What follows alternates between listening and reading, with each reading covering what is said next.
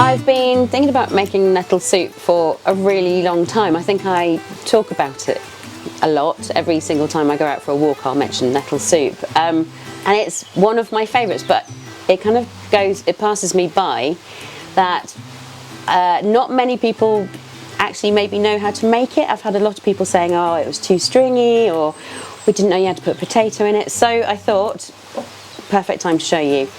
What I'm going to do is just put a little bit of oil and some butter into the saucepan.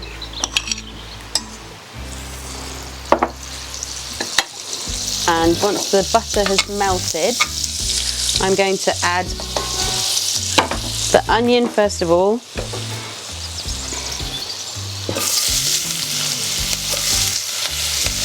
And then just soften that. Nettles are so good for you. They've got so many vitamins and minerals. They are good if you suffer from hay fever, so by drinking tea in the summertime. They are excellent as a hair conditioner, so you can make a nice hair rinse to condition hair. They're brilliant for circulation, so you can get creams that are made of nettles. Or if you're feeling brave, you can literally just plunge your hands into a nettle patch, and the stings, basically it's bringing blood and circulation to those parts. I had an old neighbour who used to do this, and she did it every single day, and I think she must have been in her 80s, and she said she had never suffered from arthritis or rheumatism at all, and she totally swore by it. I had a go for a little bit, and like the first few times you're thinking, why am I doing this?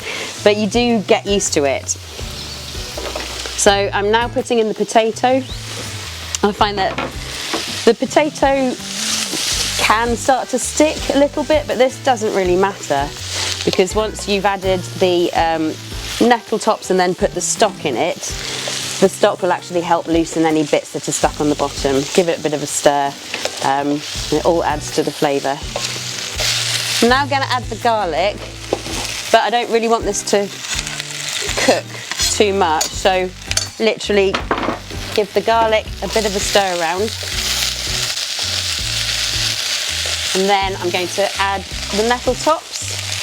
So I'll show you, that's a really beautiful looking nettle top, just the top parts of the nettle plant that you want. The way that I picked these was to basically snip and flip. So with a pair of scissors and colander, you just, so I will demonstrate. Get the plant, the top, snip it, and just flip it straight into the colander. So easy. Right, the stock's going in.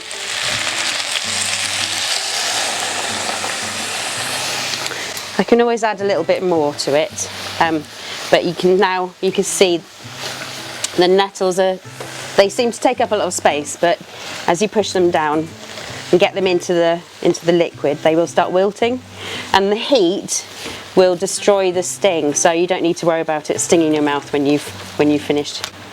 So the sting of a nettle is formic acid, which is the same as ant stings, and as I said, when you've put it into this, any type of heat, so whether you are, well, drying it as well also helps, but heating it up, if you literally got a match and wafted it underneath the nettle, it would just kill off the sting. So this has been simmering for about 5-10 minutes, and you're waiting for the potato to cook through. So keep checking it with a knife, cutting them in half, testing if they're properly cooked.